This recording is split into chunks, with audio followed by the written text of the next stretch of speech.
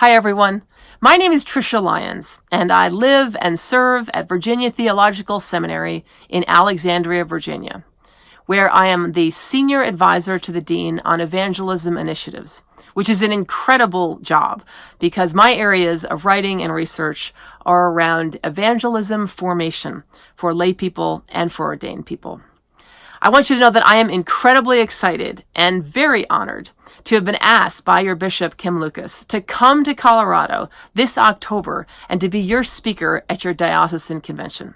But I'm even more excited that the theme of your convention this year is going to be the way of love. One of my other jobs in the church is to serve on the presiding bishop's cabinet for evangelism.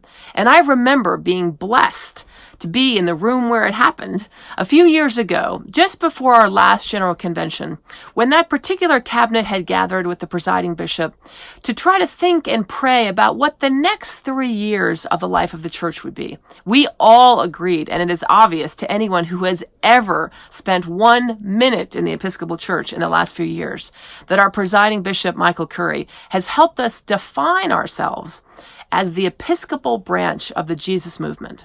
But what is the next step beyond that? Because really, that's just a title. It's a great one. It's a great description. But what do people do who are the Episcopal branch of the Jesus movement? Those were the questions that were animating that particular cabinet.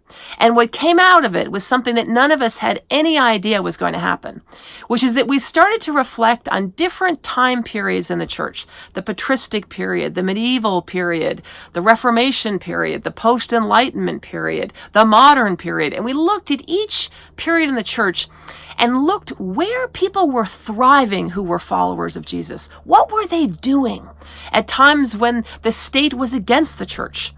And what we came up with is that we have a lot in common right now in a post-industrial, post-institutional, and largely post-Christian America. We have a lot in common with the first few centuries of the church, when even to be a Christian was a perilous and even life-threatening decision.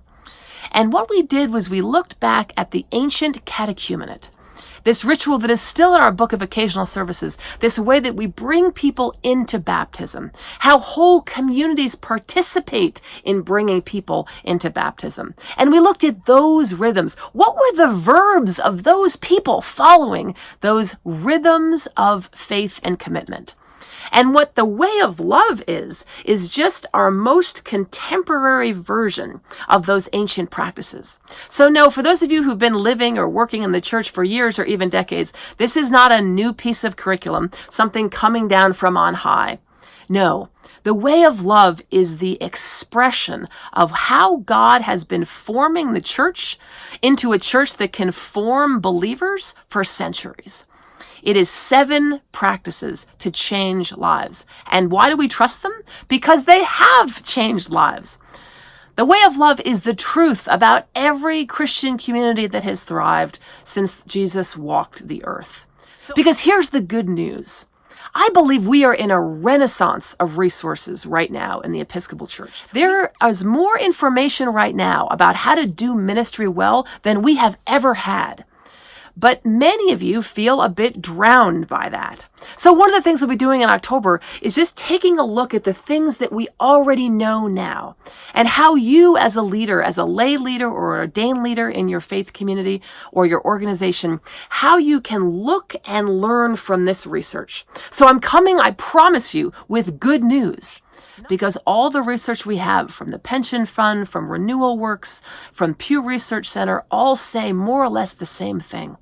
The people who are coming to church are people who don't just want to go to church. They want to grow at church.